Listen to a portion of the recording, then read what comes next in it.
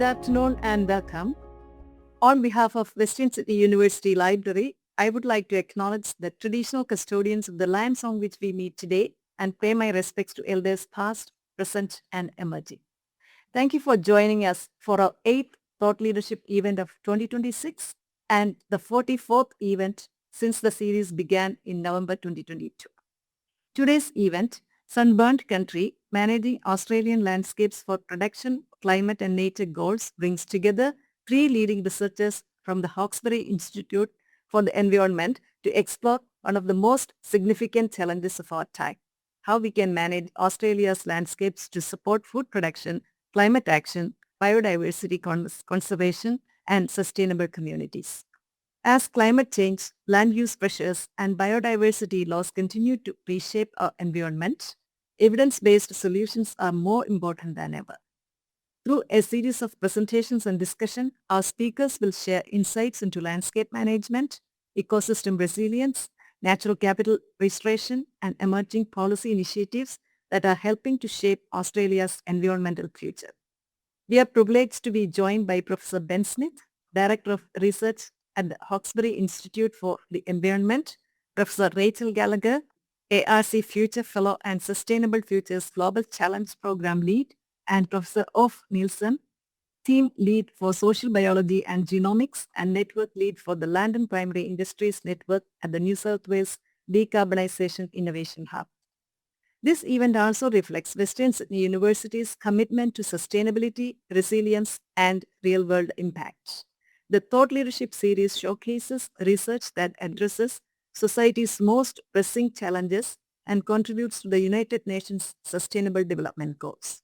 Thank you all for being here. Please join me in welcoming our distinguished speakers for today's session.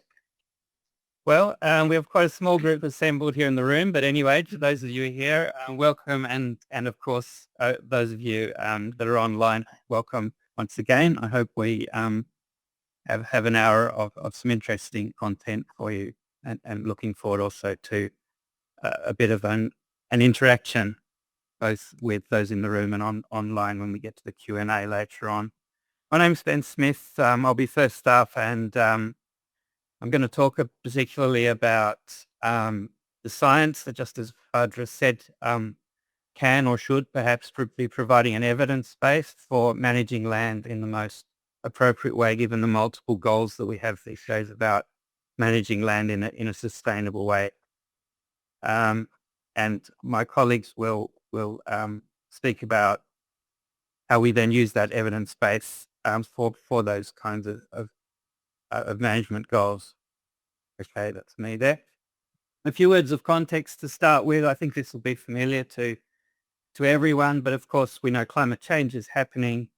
It will continue into the future.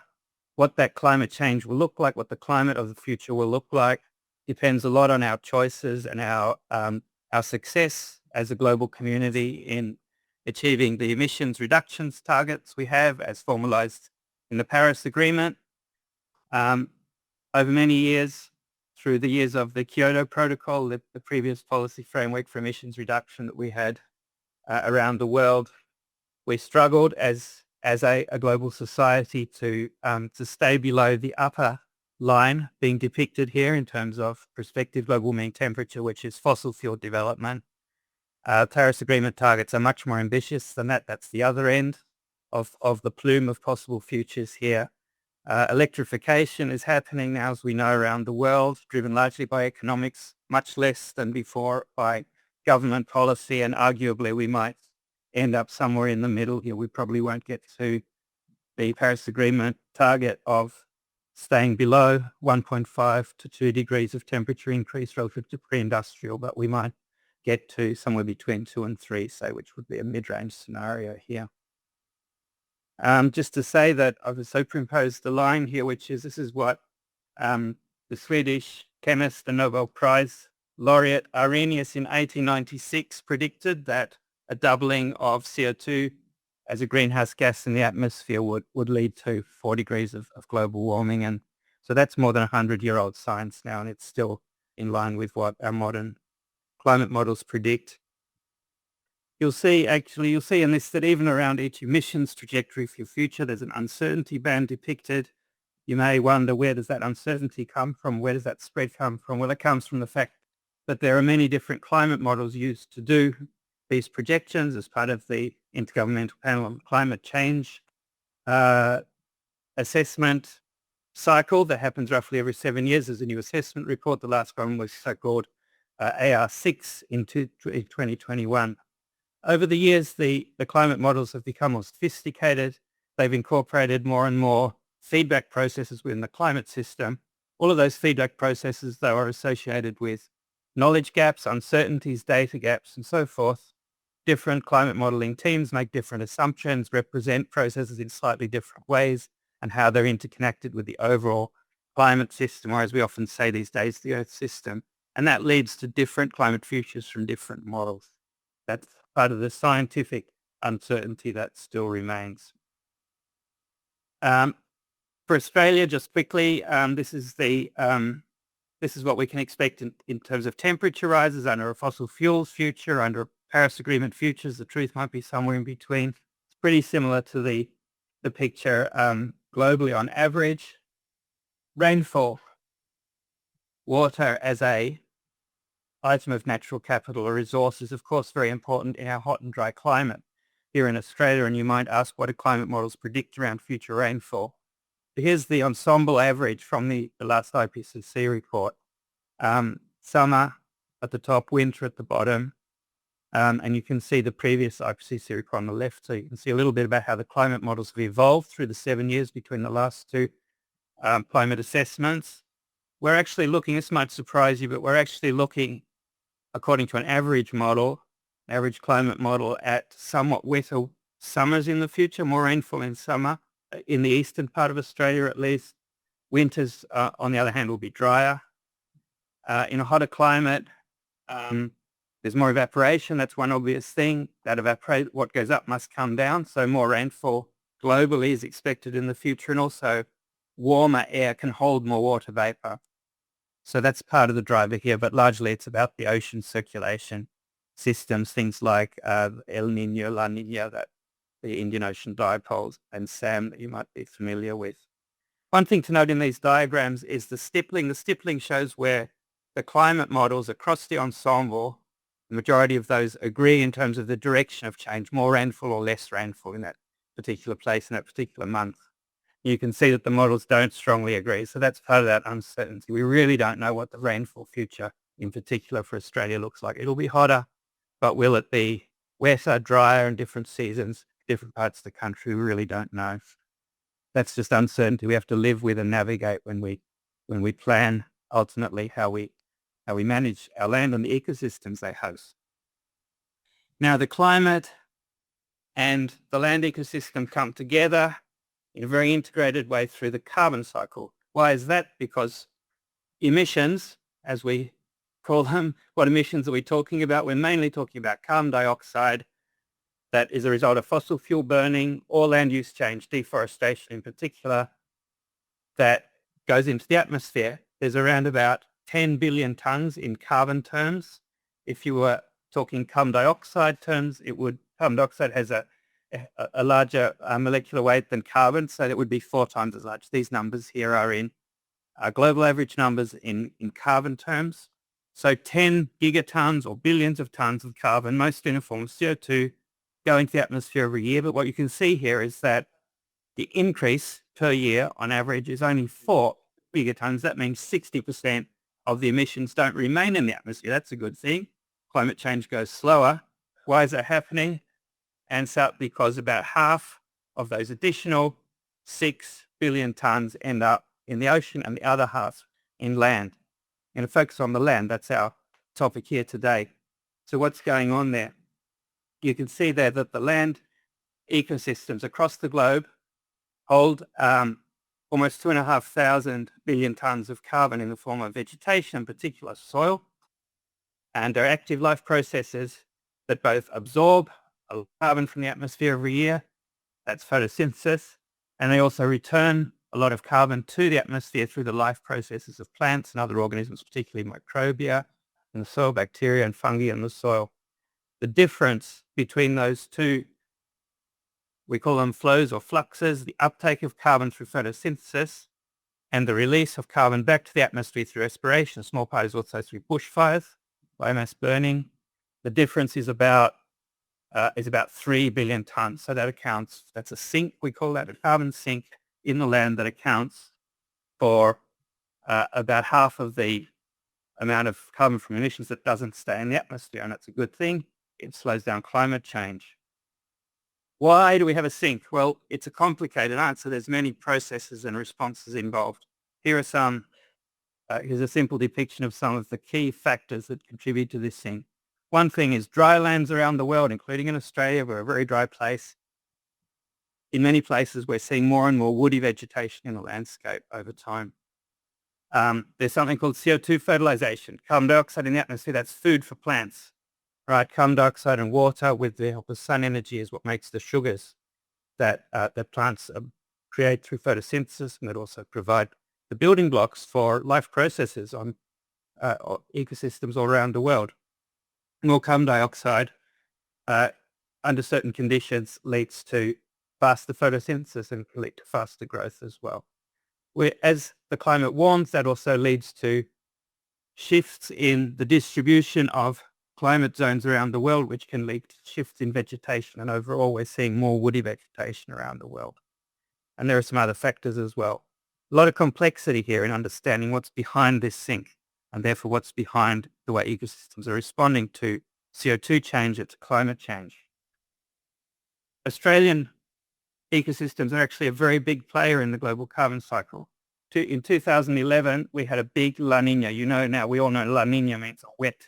Usually it means wet conditions in Australia, and the vegetation, particularly of inland Australia, went from brown to green in this wet year, and that drew down a lot of photosynthesis happening, a lot of carbon being drawn down. And in that year, there was an anomaly. That means the size of the sink that year differed from the average sink over that time by about 1.5 gigatons, and about a quarter of that, or actually more, about a third of that, was accounted just by little Australia. So a big player in the global carbon cycle. Here's another example of this, comparing a very wet year, 2010. We all remember 2019, that was the black summer, the mega fires. Remember, that was the third year in a row of very dry conditions. And you can see that in the dry year, low rainfall, ecosystems of Australia became a source for carbon. There was a lot more respiration, as well as the wildfires, of course, the bushfires going on, returning carbon to the atmosphere. Much more photosynthesis was going on. The opposite situation, for example, in 2010, which was a very wet year. 2016 is sort of a medium case. So I've talked about a bunch of things that are changing in the environment: temperature, rainfall, carbon dioxide, and a bunch of processes: photosynthesis, respiration, bushfires, and a whole lot of other stuff.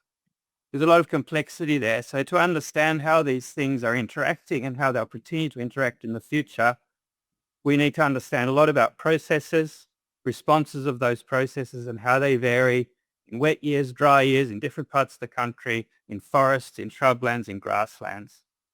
A lot of knowledge there, and there's a lot of research happening on those things, but we need to synthesize that in a way that we can work with and get some answers on what we can expect in the future, informing our land management, as our colleagues will talk about more. To do this, we build models. Here's a simple depiction here of a model of this kind. We call it an ecosystem model or a biosphere model. There's some other terms as well. The important thing to note is it's a mechanistic model. It tries to encapsulate the key processes that are involved in the dynamics and the evolution and change in the land ecosystems as conditions vary. So looks simple, but if you open up these black boxes, there's a lot of detail in there.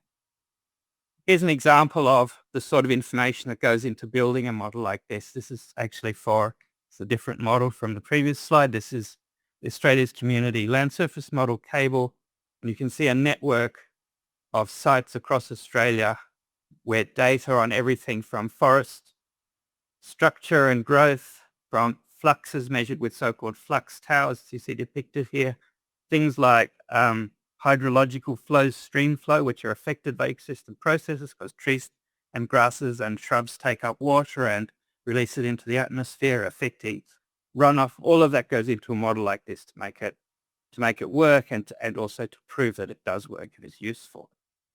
So we have our models. Now we want to ask some questions. This is getting into making the models useful for applied purposes, for managing our land in a sustainable way. We might ask what questions, why questions, and how questions. What questions are the most obvious one? When you think about a model, perhaps you are thinking about the weather forecast that we look up, probably most of us, every day. We're asking a what question that a model, a numerical weather forecast model is set up to predict. What will tomorrow's weather be? Should we bring an umbrella? Should we put on an extra layer of clothes? Or an economic model. What will the interest rate be next quarter? Something those of us that have a mortgage are very interested in knowing that, and there are models that are set up to answer those questions. In the context of land management, of course, there are what questions to ask as well. For example, if we're the manager or owner of a restoration project seeking to obtain carbon credit units or payments for the carbon offsets that we create through our efforts to improve the land in terms of its carbon stocks, we're asking a what question. We'll be asking a what question. What's the expected carbon stock of my project this year, next year, in 10 years, in 30 years, at the end of the integration period that I get paid for? These sort of questions can be answered with different kinds of tools. I guess you can call them models, but they may or may not contain a lot of explicit science. But once we get into why and how questions, we really need more science in there. We need the processes. We need the various factors of the environment, as well as perhaps factors of human intervention management that we can do to affect different levers that can affect the outcome. Then we're asking why and how question. An example of a why question would be, why does a particular species I'm interested in grow successfully on that parcel of land over there with its characteristics, but it won't grow here? A how question would be, how can I manage my land to optimize some outcomes I want to achieve, whether it's growing a crop, sustaining biodiversity, or growing biodiversity, creating habitats biodiversity, or carbon outcomes, or whatever it might be. So that those why and how questions require that scientific evidence to get a robust and useful answer on. I'm going to quickly go through some examples, some case studies of this. Here's a model. This one's this is work of my colleague Ben Wang at the Hawkesbury Institute, funded by a company called Green Collar. We want to understand what climate change is going to do to woodlands and forests across the state of New South Wales, as well as their carbon stocks. So we've deployed a model for this. You can see on the left here that the model has some skill. If we compare the predictions of the model to estimates based on independent estimates based on observations, remote sensing and flux towers, to be technical about it, we can see that there's some agreement. This gives us some trust in the model. We always need to go through these steps. GPP, that's the photosynthesis. Essentially, that's the proactivity of the forest. And we're looking here at the situation today, predicted by the model with current conditions, if you like. And it kind of makes sense. On the map at the bottom, you see the carbon balance. Remember, we can be a sink or we can be a source, depending on the balance between photosynthesis on the one hand, respiration on the other. Fires can come into the story as well. This is what the model predicts. We have areas that are sinks, areas that are sources. On average, we have a sink, we believe, for carbon in ecosystems across New South Wales today. Now we're going to ask a why question. We're going to ask we start with a what question, sorry. We ask what can we expect to happen in the future with this productivity, the GPP, the gross productivity, and the carbon balance. We're looking here at two different periods into the future, 2040s, 2080s. The green is a sort of a Paris Agreement type scenario, not too high emissions, not too radical climate change. The purple and pink is a fossil-fueled future, a much more serious climate change, but also higher CO2 concentrations because of all the emissions. You can see if we look particularly at what's happening with the carbon change, if we're below the zero there, Our ecosystems, on average across the state, are a source for carbon. That's not a good thing. If we're above the line, we're a sink for carbon. It might surprise you that the most radical climate change is giving us the strongest sink. Why is that? We're asking a why question now. Why the differences between these scenarios? This is where a mechanistic model, one that contains a lot of that science, those explicit processes and feedbacks in our system, is useful. And what we're looking at here then is where we can use the model to diagnose, to answer that sort of question. We can do that because in the model world, we can do things like we can switch climate change off. We can see what do we get if we don't have any climate change happening, if we just continue with the temperatures and rainfall patterns that we have today. We can switch carbon dioxide off. When we switch carbon dioxide change off, we're switching off CO2 fertilization as a process. And so it turns out, according to the model world and the knowledge that we've put in there, that the main reason that we get a stronger sink in the future, according to our model, especially in the fossil fuel future scenario, the strong scenario, it's because of CO2 fertilization is a big factor. Climate change, on the other hand, tends to reduce the productivity, and that's the reason that we get a smaller sink or even a source of carbon from our ecosystem. What about a how question?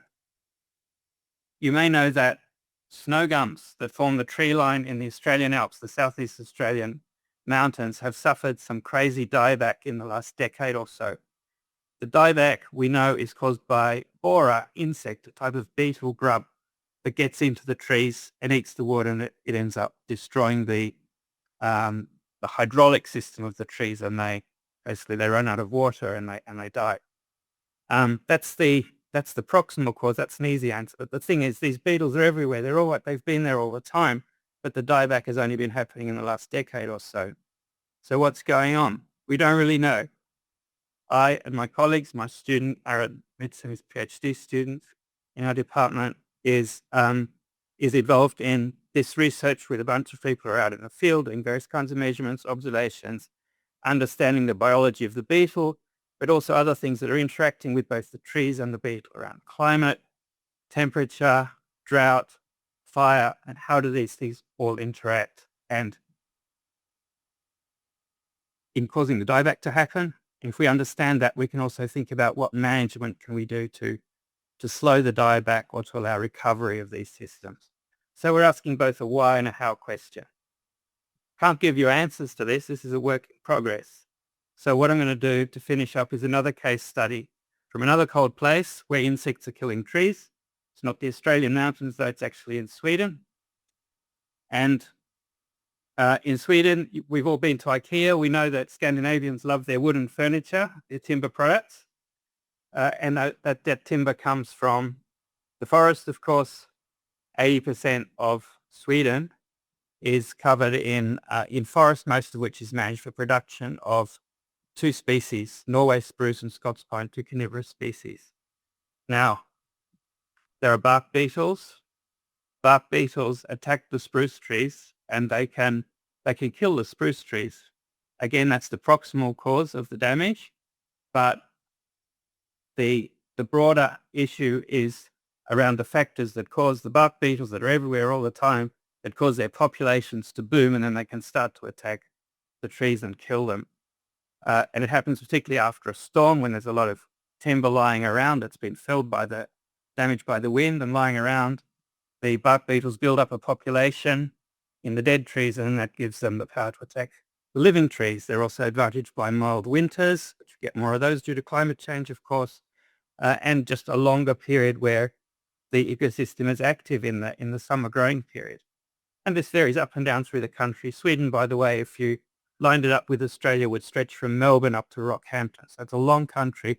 And just like if you go from Melbourne up to Sydney and Brisbane, Rockhampton, you're going all the way from a cool temperate to a tropical climate. Well, you have a similar setup in Sweden. So trying to understand all this, again, is a good topic for a process-based or mechanistic model that can represent all these processes: the biology of the beetles, the growth of the trees, the carbon, and management, human interventions that can go in to make a difference to the outcomes. And so as forest managers, managing these production forests up and down the country of Sweden, we might be asking the question, how can the forest be managed to maximize future productivity and minimize damage risk?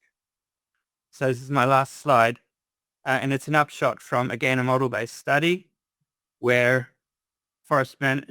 carried out in partnership with forest managers, where forest managers have nominated different possible ways of managing forests up and down Sweden in the future, given the fact that we have these bark beetles, we also have a warming climate, we have species that, apart from these two conifers, that could be advantaged by a warmer climate in the future.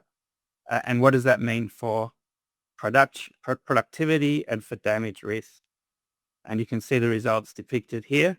On the left, we have the situation today, more or less today, an average of what the model predicts for the 1961 to 1990. Okay, it's not today anymore, but not too long ago. And then we have a fossil-fueled future scenario on the right hand. And what you can see is that one particular management option, shown in the orange here, comes out as both yielding the highest production and the lowest damage risk, and it's better than the business as usual, today's forest management, depicted in the red. So that's the answer to our how question: high future productivity, lower damage risk. So low material there, but I hope that you've picked up my narrative, which is around that when we ask questions around how we manage land for different purposes, thinking about issues of sustainability, thinking about the fact that we're in an era of continuous and ongoing environmental change, and that change looks different in different places. We need to make use of scientific evidence. Process-based or mechanistic models are a way of packaging that evidence and providing answers to what questions, why, and particularly to why and how questions. And that might be something that is useful for us going forward. So that's it for me, and I'll now pass on to my colleague Rachael. Thanks, Ben. Hello all, thanks for joining in person and online. So I'm Rachael Gallagher. I work at Hawkesbury Institute for the Environment alongside Ben and our other speaker, Uffe. I work in the plant conservation space, so I'm an ecologist, which means I study the abundance and distribution of species. But then I applied things like what Ben's just spoken about, those model outputs and run models, and try and integrate those into conservation practice. And so I've prepared some slides for you, which are about this concept of nature repair, which you may have heard that phrase. It really means it's synonymous with things like ecosystem restoration. And it really is, my point for today's talk is about the aspirations and the realities of nature repair in the Australian context and in the global context as well. So I like to start by saying we are asking a lot of vegetation over the next century. And thankfully, Ben has just introduced this first point here. We're really relying in lots of ways on vegetation in rescuing us from climate change in lots of ways by increasing that terrestrial carbon sink. We also look to vegetation to maintain the integrity and services that are rapidly changing under climate change, but are part of the services that are provided to people and the things that we rely on, such as clean water and fresh air. We expect that vegetation will be able to continue to regenerate under increasing disturbance, so increasing fire regimes, increasing land use change.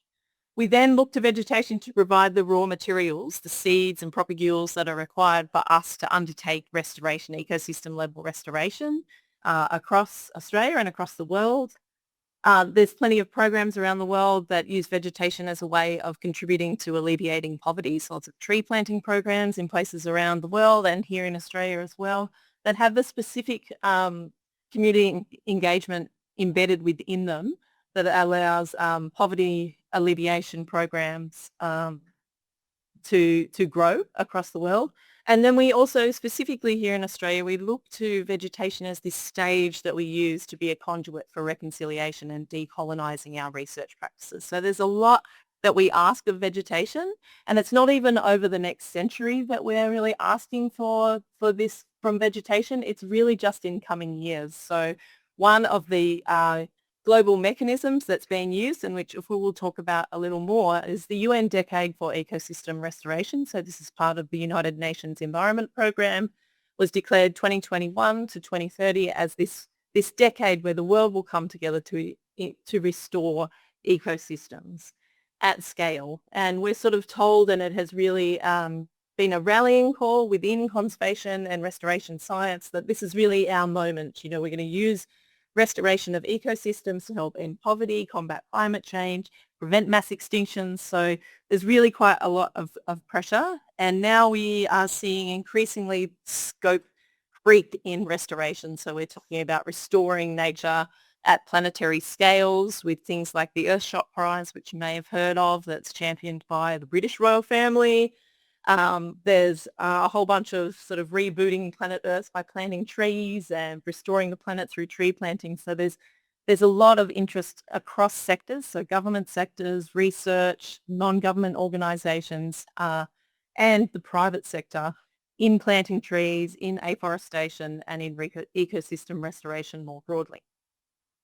But what we focus on in my research group and other researchers at Hawkesbury Institute in particular is that there are environmental limits on the potential for vegetation to deliver these human aspirations. So for instance, Ben spoke about the 2019-20 megafires across southeastern and southwestern Australia. These changing fire regimes, fires are becoming larger, more severe, more intense, larger in their extent and more frequent across the landscapes. And we also see an increase in drought. So this is an entire hillside forested by eucalypts and the Comboyne Plateau, where we see a complete area being affected by drought. And so modelling these types of processes is what we do, and incorporating them into the way that we think about policy.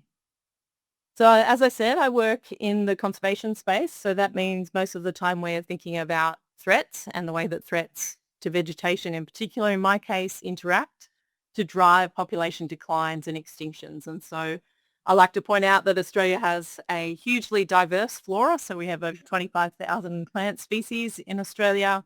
And it's not only climate change that is affecting their capacity to deliver on ecosystem restoration goals.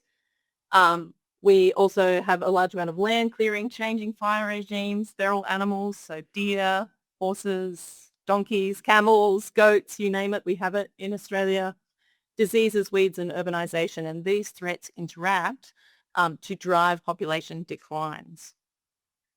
And if you take nothing else away from this Thought Leadership series talk, I want to impress upon you that plants are actually by far the largest cohort of what we call threatened species in Australia. So these are species that are listed under the Environment Protection and Biodiversity Conservation Act, which is the Commonwealth environmental legislation in Australia.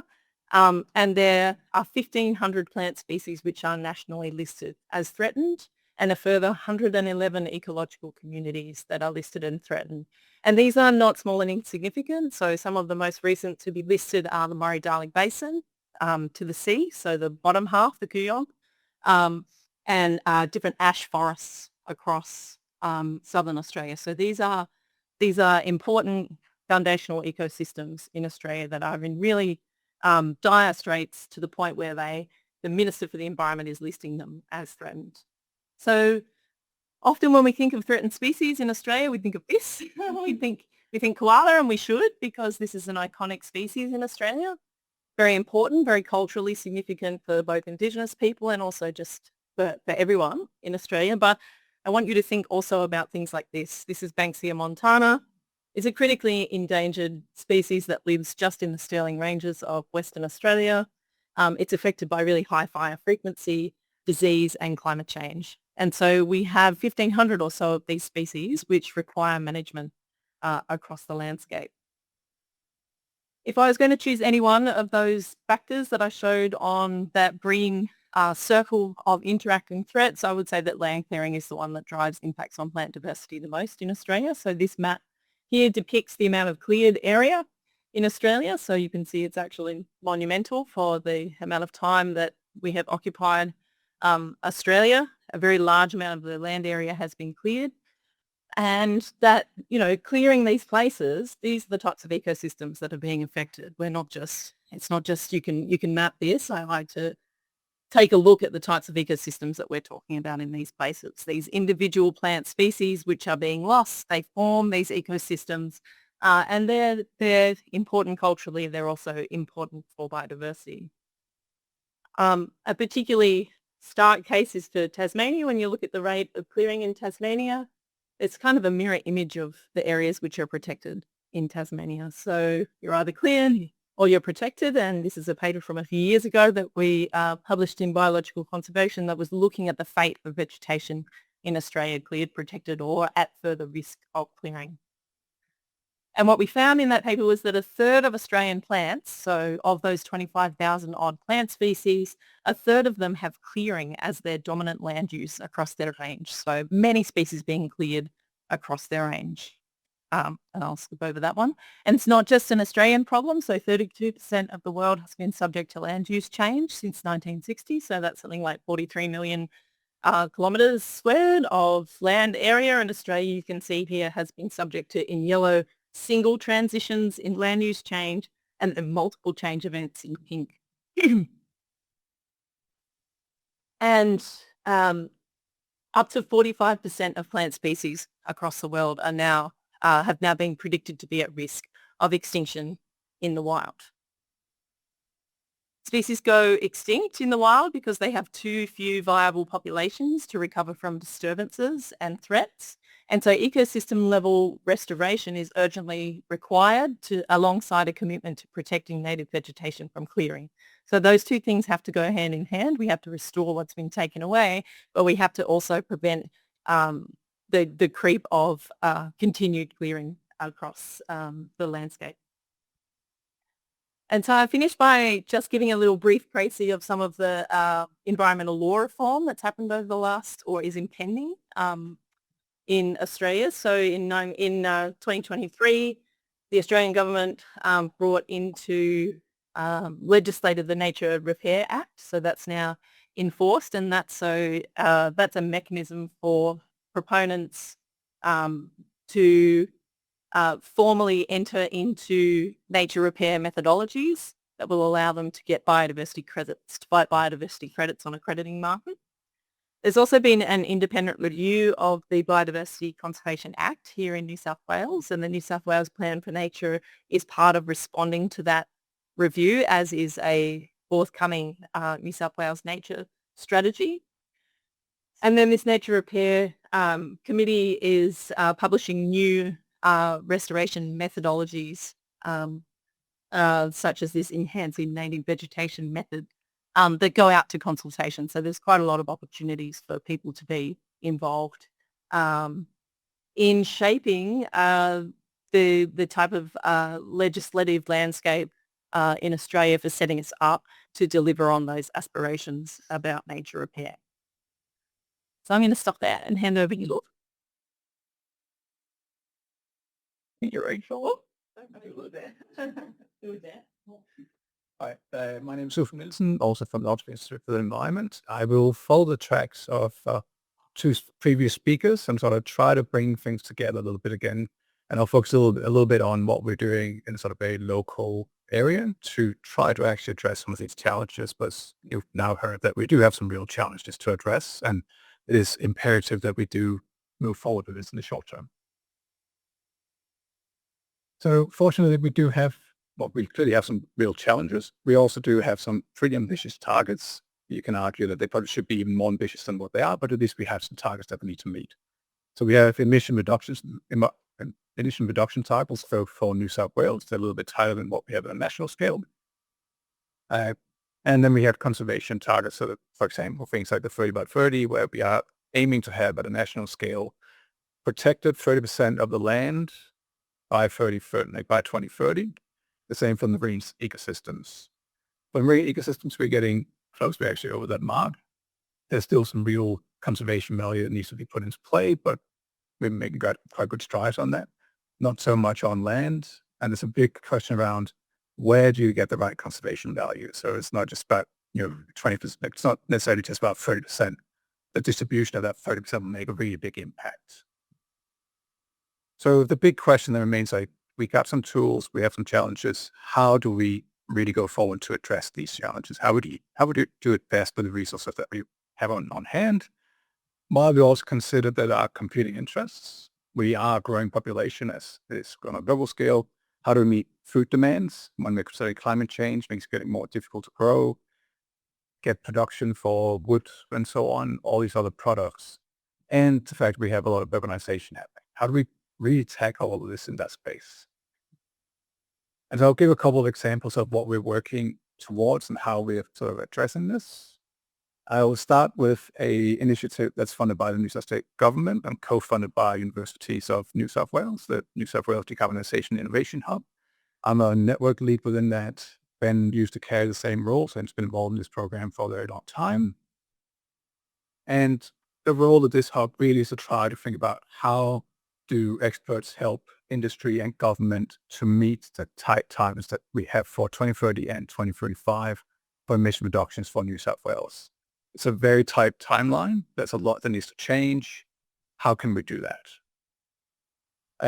So focus on actions that can be implemented in the near term. So we're not really thinking about the grand new scale or new development of technologies and so on. But what can we do to guide how people do things better on land now? How can we change towards electrification? Are there different options for fossil fuels and so forth? And we do this across 3 different networks. So it's organized into electrification energy systems, biofuels and hydrogen, or including hydrogen, and then the land and primary industries. That's what I'm the network lead for, and it obviously fits with what we're talking about today in particular. And so I'll go a little bit further with that. There's a lot to do. There's a lot of different areas that could be touched on. There's fortunately also a lot of recognition that things need to happen. So both the industry, the different industry bodies, individual companies, and government is doing a lot to move forward. But it also means that there's a lot of flow activities and it's not always coordinated. So we're sort of trying to figure out, well, how do we position ourselves in this space? How do we make sure that everybody actually come together, get the right outcomes? As we have sort of the 6 priority areas here that are highlighted, I don't need to to really talk through these, but really it's about what can we do to change how people do things on the land? How can we help industries to do things better? How can we provide evidence to the government to help guide or incentivize change? When this whole thing started, so the hub has just gone through a 3-year funding cycle. We're just entering into the next 3 years, so we sort of had a bit of rethink about how we're doing it. It'll be a bit of a refresh. But one of the first things that became very apparent for the land and primary industries is that there is all this knowledge, but it's not necessarily being used to guide how we do things. And so we took a bit of a step back. We supported the development of this low emission report that provides options for New South Wales to how we can help the primary industries do better.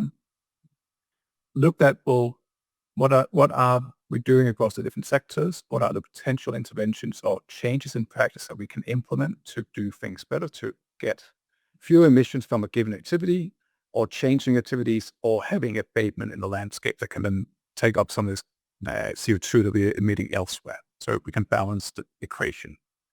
So you don't need to go into detail with this. You can see the industry subsections on the left-hand side, and then potential things we can tweak to do things better and have less emissions from a given activity. But there's also a lot of scope to do new things, to change how we do, what we do in a given area. And one of the ways we're going to look at that is to do sort of cost-benefit analysis, look at, well, for a given investment, if you do things differently, what's the cost? What's the actual abatement outcome? So how much carbon dioxide are you either getting back into the system or reducing emissions by? So abatement sort of very broadly. And based on the ones where we could do these sort of cost-benefit analyses, this is very much work led by DPID with some support from the hub, within a carry from DPID during the main bulk of the work. And they looked at all these different options where there's enough data to do these cost-benefit analyses. You see at the bottom, there's a lot of things we can do to tweak individual practices. It goes all the way from things like better nitrogen management doesn't lead to a lot of carbon abatement, but it means that a land user might be paying less to get the same outcome. We can do things like produce biomass to do renewable diesel, but it's very costly. And in between that, there's all these other sort of options for things we can tweak. You'll see there's things like cover crops. So if you include cover crops in a land use practice, you'll tend to do better for soils. You'll build up carbon, and it actually is a net benefit for the farmer. They get more out of the land, or it costs them less to manage the land. You can have things like biochar or do better with your herd management, and you can lower the emissions while saving money. So it's a net benefit. The big one here is environmental plantings, though. And so obviously, we sort of heard about how forests, when you recreate a forest, you soak up carbon dioxide. It is one of those tools we're using in the carbon credit schemes to do abatement. And so there's no doubt that if we want to decarbonize in the short term, environmental plantings really have to be part of that equation. But we also need to think about how this goes hand in hand with the restoration outcomes. So we need to consider how we get those co-benefits of carbon and biodiversity at the same time. At the moment, these two tend to be split up quite a lot. So we do carbon credits and we do environmental plantings, or we do restoration, whether that's full-on reconstruction of an ecosystem or managing for better outcomes or the better quality. But they don't really cross over. And so there's a lot of capacity here to do better with how we restore land to get carbon into the system, but also protecting the biodiversity that we are losing. And so that's my handle for switching to restoration for a couple of slides, just to wrap this up and sort of link back to where we started. Rachael mentioned this earlier as well. We are in the decade of ecological restoration. There is this global drive to try to halt and reverse biodiversity loss. Super important, something we really should be focusing on. And there's a lot of really good activities at a global scale. So, it's nice to see that we're actually trying, but there's a lot that could still be done. And so really, we're working this sort of scale across some very highly degraded landscapes. You can do complete reconstruction of landscapes or ecosystems, or you could do management to improve things along this sort of trajectory up to a target ecosystem. So you have some sort of outcome in mind, and you can tweak things along the way to get this outcome, and you can then get a functional ecosystem that will help also protect the threatened species. Again, there's a really strong carbon and biodiversity co-benefit option here if we do things well. It is all constrained by ongoing pressures and competing interests. Obviously, things like urbanization means that there's quite often not a lot of land that's available for restoration in some areas. So urban areas can be more difficult to have large-scale restoration than in the regional areas. But a big part of the equation here really is that we need really well-verified approaches to do this with the right outcomes in mind. And given things like the ongoing pressures and climate change, we probably need to be thinking about what are the other potential mechanisms to make this work, but approaches we can implement to do things better.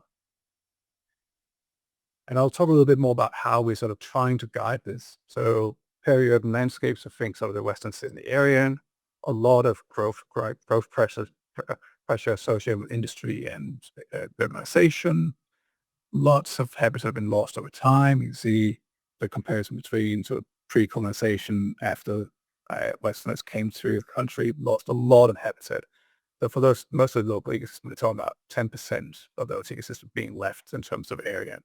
And most of that is degraded. There's very little pristine ecosystems left in the Sydney area. And so we need to think about how do we manage what's left and how do we recreate habitat to support the species that rely on those areas. The New South Wales government do recognize this, and fortunately, back in sort of 2016 or so, they started developing this Cumberland Plain Conservation Plan to manage the urban development of Western Sydney. Identified growth areas across sort of 4 main regions where we're trying to have development in sort of particular areas and setting land aside for strategic biodiversity offsets or buying land to do reconstruction. We still need data to drive this. We need empirical insights to guide how this plays out. And they fortunately recognize this. And so our team from Western Sydney University has been now working for the past 5 years to try to provide some leverage or some insight into this. And so we work across these 5 different areas. So strengthening Aboriginal knowledge, prioritizing sites for cultural conservation and restoration values, enhancing the health and resilience of the ecosystems, both the ones to be reconstructed and then the ones that are left, improving management of climate change risks, and identifying cost-effective management practices to enhance biodiversity outcomes. And all of this is sort of framed in this one document that is available online if anyone's interested. All of that information, obviously, is quite handy that we're giving this. We are working close collaboration with our government partners to implement it, but we're also trying to get it in so that we can help guide things like the Biodiversity Conservation Trust to do better with how they manage their ecosystems. They've got quite good targets for what they want to protect, another 120,000 hectares that they want to protect under conservation agreements, and 200,000 hectares they want to actually manage on top of what they're already doing for better conservation outcomes. But they need evidence to guide this and to get the right interventions in play. Just a sort of a quick example before we wrap up. So one of the ways we sort of go about this is to co-design restoration interventions. So we have the koalas. There's quite a large population in Western Sydney, down near the sort of Appin area. And there's not only a national park, they'll go in the Koala National Park. Along the corridor around the Georges River, there's quite a bit of area that's been degraded, and there's a focus on now recreating habitat that's suitable for koalas in that area to support movement and habitat. And so there's been a restoration reference group that's helped co-design restoration trials to guide that process and provide information for doing restoration elsewhere in the future. And this is sort of an example of what we can do on the co-designs. We're leveraging ongoing work to do restoration for koala habitat, but also bringing in the science and learning so that we can use the information that's gained from this, both to guide monitoring and adaptive management at the site, but also guide future restoration outcomes. So there's really strong potential to sort of do this sort of co-design of work to get better outcomes. If anyone is interested in hearing more, people in the room, people online, we do have a symposium next Thursday, same building, whole day event. So check that out if you're interested. Now I'll wrap it up with this.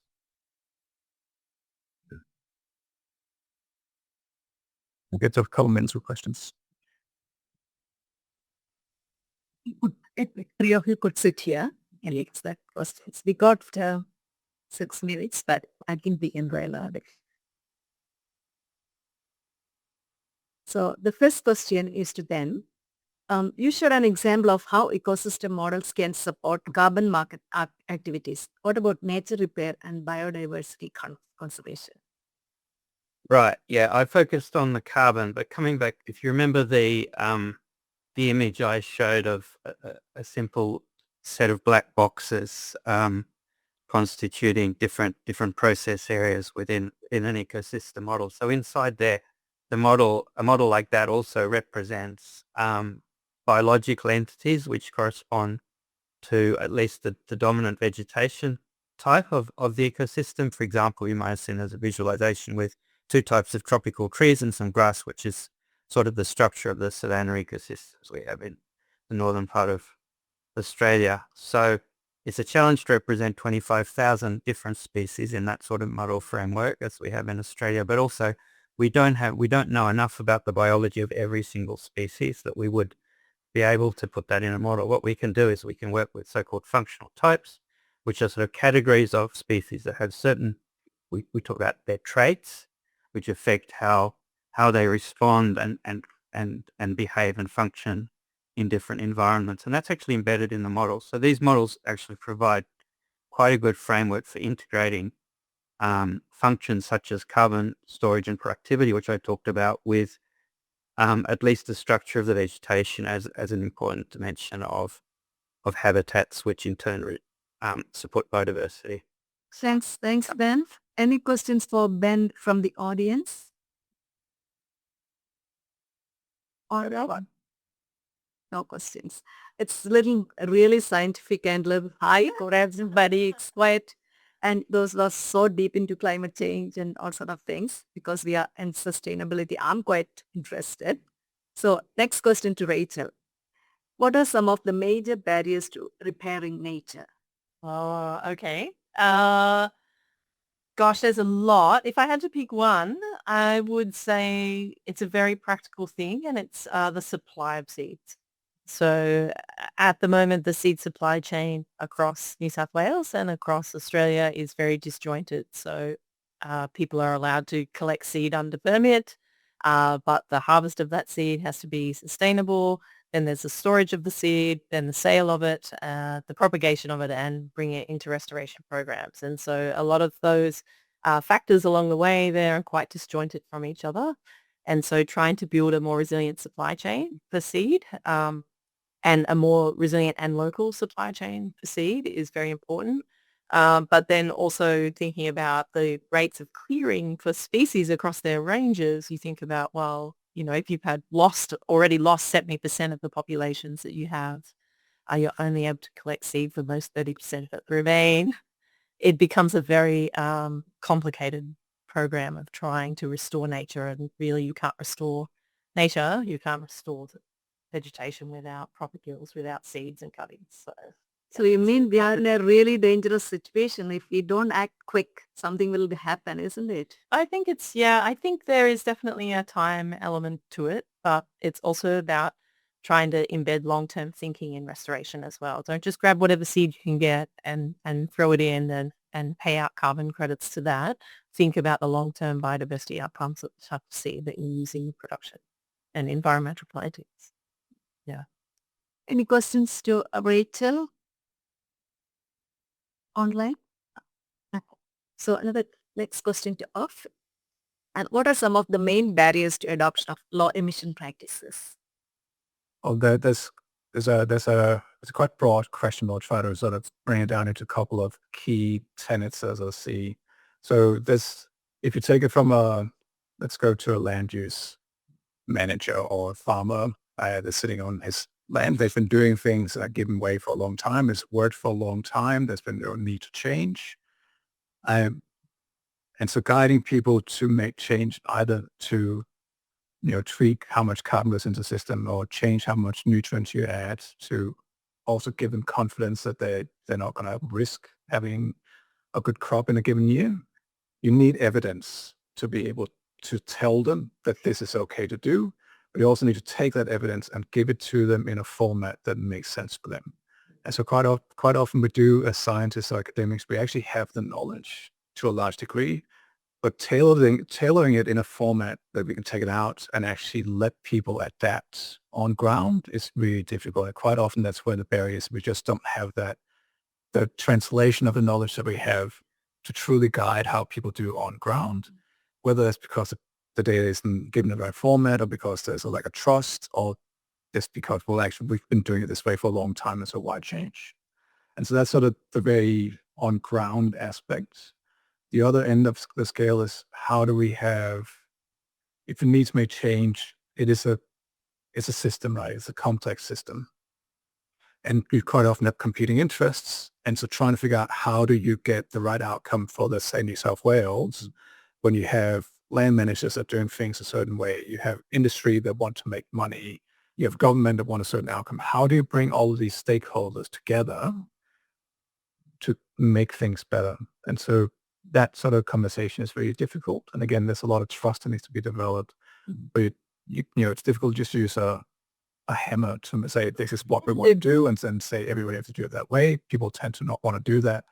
And so again, you need to have the right information to help guide how we can pull those sort of levers across the supply chains or the system level to guide tweaking the system to get those outcomes that are desirable, without also then alienating your local stakeholders or your voters, or causing negative impacts elsewhere. Because if you're changing the system, there's going to be losers somewhere. And so how do we find the right solution and incentivize a change rather than doing through regulation and enforcing it? Those are two big barriers. And they're scientists. We're not social scientists. What you're describing is behavior change, how to get human behavior change. And it's about interdisciplinary collaboration to bring people in who understand how human decisions are made and it influences them. We're citizens as well, right? I think co-design is actually the key. thing. It takes effort and it takes time, but it's a social learning process where stakeholders that are coming with different knowledge base, different perspectives, maybe trust barriers, are starting to interact and understand where each other are coming from, and hopefully ending up on a common view about, a problem to be solved. So increasing awareness and a kind of social cognition or sort of things come into then- the role. And then finding ways to do things where it's clear that there's not going to be a lot of negative consequences as well. Mm. So the more you can do to tell people that we can do this without also losing all of this, that's where you're going to And the can tell people to do it. It's otherwise it won't happen. Any questions for Uffe? Online? No questions. They are just getting it slowly. I've got one question. So just a kind of a hypothetical question. If every person in this audience could take one action in their work, community, or personal life to support healthier landscapes, what would you recommend? Any of you can answer.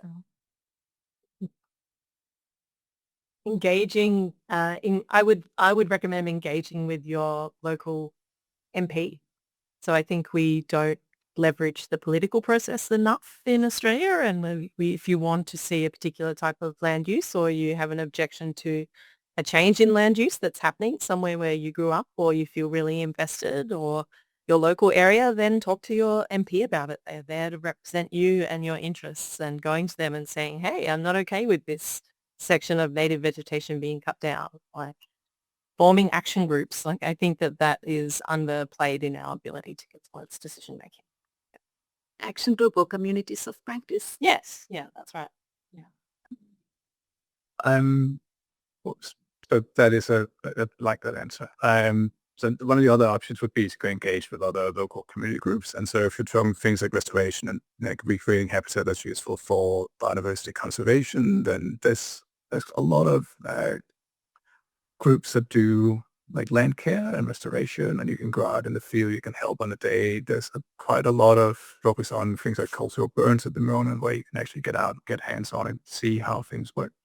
And just being mindful of think about how we care for country. But there's also opportunity to get involved, and then you can help communicate your vision to other people. Yeah, these are great answers, and I wouldn't have much to add, but just as another way of expressing, I think becoming informed. I think almost everyone in Australia loves the Australian bush and the landscapes. We do value nature and we value our landscapes. We also have a lot of trust in the great food system we have and so forth. So that's a big, that's a good starting point already for forming a consensus across society in how we should manage the land. One of the messages I think today from all three of us has been that there are opportunities to manage the land in a way that meets all of those multiple goals we have. We get our food, we get our energy, we preserve biodiversity, we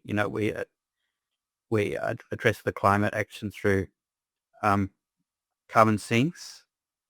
But it's a case of overcoming those trust barriers, having that common consensus and understanding, and then I think the politicians and even the economic commercial aspects of these will follow from that. So if we can, as a society, if we can inform ourselves, have an open mind, and then achieve that sort of social learning across society, I think everything else will follow from that.